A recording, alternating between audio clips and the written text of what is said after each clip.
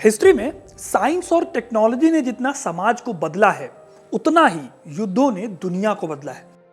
फिर चाहे first world war और सेकेंड वर्ल्ड वॉर हो, या फिर वियतनाम, कोरिया और भारत में अगर देखें तो प्लासी की लड़ाई ही क्यों ना हो, युद्धों का इतिहास बहुत दिलचस्प रहा है। क्योंकि भले ही इसमें लोग मारे जाते हैं, लाखों करोड़ों, देश बर्बाद हो जाते हैं, लेकिन आज भी ये रुके नहीं हैं।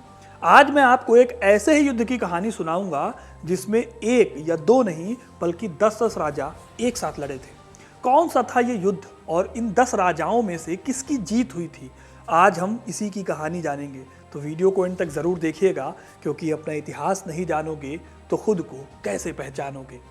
ऋग्वेद के पन्ने पलटने पर 7वें मंडल के 18वें, 33वें और 83वें सूक्तों में एक ऐसे युद्ध का जिक्र मिलता है जो आज से 3500 साल पहले हुआ था। परस नदी यानी आज की रावी नदी के किनारे हो रहे उस युद्ध में, जहां एक तरफ 10 राजा एक साथ खड़े थे जिनको लीड कर रहे थे पुरुवंश, जबकि दूसरी तरफ इन 10 राजाओं के खिलाफ लड़ाई लड़ रहे थे इकलौते राजा सुदास। सुदास भरत वंश से आए थे। जी हाँ, वही भरत वंश जिन्हें हम दुष्यंत और शकुंतला के पुत्र के रूप में जानते हैं और जिनके नाम पर हमारे देश का नाम भारत पड़ा। वैसे भरत और पुरु दोनों का नाम आपने महाभारत में भी सुना होगा। इसी वजह से इस युद्ध को 10 राज युद्ध या 10 राज्य युद्ध भी कहा जाता है। युद्ध की सही तारीख बता पाना मुश्किल है, लेकिन युद्ध को ज्यादातर विद्वान 1500 ईसा पूर्व से पहले का या उसी टाइम का मानते हैं। अब यह युद्ध हुआ क्यों, इसको लेकर भी कई तरह के कारण बताए जाते हैं।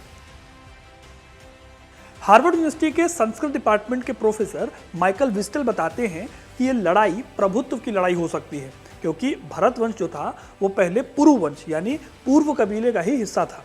अब ऋग्वेद की माने तो पहले ऋषि विश्वामित्र भरत वंश के राज पुरोहित हुआ करते थे, लेकिन बाद में वशिष्ठ को राज पुरोहित बना दिया गया। स्टेल की माने तो ये बात दोनों कुलों के बीच लड़ाई का मेन रीजन बनी होगी। अब एक दूसरी बड़ी वजह बताई जाती है पानी के अधिकार को लेकर लड़ाई। वैदिक काल में एग्रीकल्चर जो थी वो इकोनॉमी की नींव हुआ करती थी और पानी उसके लिए सबसे ज्यादा जरूरी चीज थी। इतिहासकार हैं रणवीर चक्रवर्ती, वो बताते हैं कि नदियों पर अधिकार प्राप्त करने के लिए ये लड़ाई हुई होगी। ऋग्वेद के 3रे मंडल से भी एक सूक्त से सबूत मिलता है कि रावी नदी के किनारे सुदास जो थे वो पजवा तत्सु समुदाय से आए थे और भरतवंशी राजा भरत थे। इसके अलावा पशुधन के लिए भी यह युद्ध हो सकता है, जैसा कि ऋग्वेद के सूक्तों में बताया गया है। पशुधन में खास तौर पर गायों को लेकर कई बार कबीलों के बीच में लड़ाई हो जाती थी। ऐसे में यह कहा जा सकता है कि पशुधन के लिए शुरू हुई कोई ऐसी ही लड़ाई आगे चलकर एक बड़े युद्ध में तब्दील हो गई होगी। अब खैर, वजह जो भी रही हो, भरतवंश और पुरुवंश आमने सामने आ गए थे। पुरुवंश अकेला नहीं था, असल में उनके साथ कबीलों में 6000 से भी ज्यादा सैनिक थे, जबकि सुदास की सेना में संख्या इनसे थोड़ी कम थी। सम्राट भरत के समय में राजा हस्ती हुए, जिन्होंने आगे चलकर राजधानी हस्तिनापुर बसाई। राजा हस्ती के पुत्र अजमीर को पंचाल का राजा कहा गया है। वहीं पुरुवंश में पुरु, यदु, तुर्वश, अनु, द्रव्यु ये 5 छोटे छोटे कबीले थे और दूसरे 5 अलिन, पक्त, भलान, शिव और विषाणिन थे। जब युद्ध शुरू हुआ, पुरुवंश की सेना ने रावी नदी पर एक बांध बनाने की कोशिश की, लेकिन बांध टूट गया और पुरुवंश की ताकतवर फौज इस बाढ़ में बह गई। इस प्रकार राजा सुदास ने युद्ध को जीत लिया। ऋग्वेद में इस बात का जिक्र है कि राजा सुदास की इस जीत में भगवान इंद्र का आशीर्वाद था। इस युद्ध के नतीजे में राजा सुदास की आधिकारिक रूप से जीत तय हो गई। इसके बाद राजा सुदास ने पूर्व की तरफ बढ़ते हुए एक और युद्ध लड़ा और उसमें भी उन्हें जीत हासिल हुई। इसके बाद उन्होंने कुरुक्षेत्र में बसते हुए एक अश्वमेध यज्ञ भी करवाया। 10 राजाओं का युद्ध भारतीय उपमहाद्वीप का पहला बड़ा युद्ध माना जाता है। इस युद्ध के बाद भारत में भरत वंश का शासन शुरू हुआ। इसी वंश में आगे चलकर कुरुवंश की शुरुआत हुई। कुरुवंश के उदय के साथ ही महाभारत का युद्ध भी हुआ, जिसे हिंदू परंपरा में सबसे बड़ा युद्ध माना जाता है। महाभारत का युद्ध एक धर्म युद्ध था जो अधर्म और धर्म के बीच हुआ था, लेकिन यह युद्ध भी दोस्तों आखिरी युद्ध नहीं था।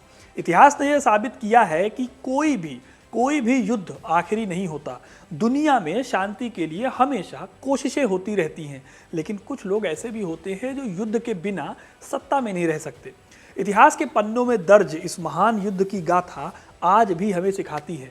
इस संघर्ष और संघर्ष के माध्यम से ही सत्ता और शक्ति का निर्धारण होता है।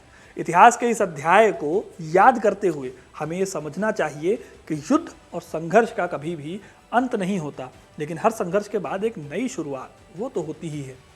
दोस्तों, 10 राजाओं का युद्ध न केवल भारतीय इतिहास का एक इम्पॉर्टेंट चैप्टर है, बल्कि ये हमें ये भी सिखाता है कि सत्ता और रिसोर्सेज के लिए लड़ाई कैसे समाज और इतिहास को बहुत ज़्यादा प्रभावित करती है।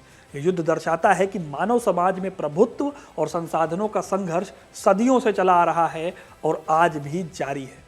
ऋग्वेद के अनुसार इस युद्ध के बाद राजा सुदास के सभी दुश्मन खत्म हो गए थे। ये भारत का पहला युद्ध था और इसके महत्वपूर्ण अर्थ अगर हम समझें कि इस युद्ध के बाद भारत में भरत वंश का शासन शुरू हुआ। इसी वंश में आगे कुरु वंश की शुरुआत हुई। उन्होंने ही कुरु वंश की शुरुआत की और इसी कुरु वंश में आगे चलकर महाभारत का युद्ध हुआ, जिसे हिंदू परंपरा में सबसे बड़ा युद्ध माना जाता है। महाभारत के बारे में इसे एक धर्म माना जाता है। तो दोस्तों, इतिहास के इस महत्वपूर्ण युद्ध से हम सीख सकते हैं कि शांति की कीमत क्या होती है और सबसे बड़ी बात, इसे बनाए रखने के लिए, शांति को बनाए रखने के लिए हमें कितनी मेहनत और समझ की आवश्यकता होती है।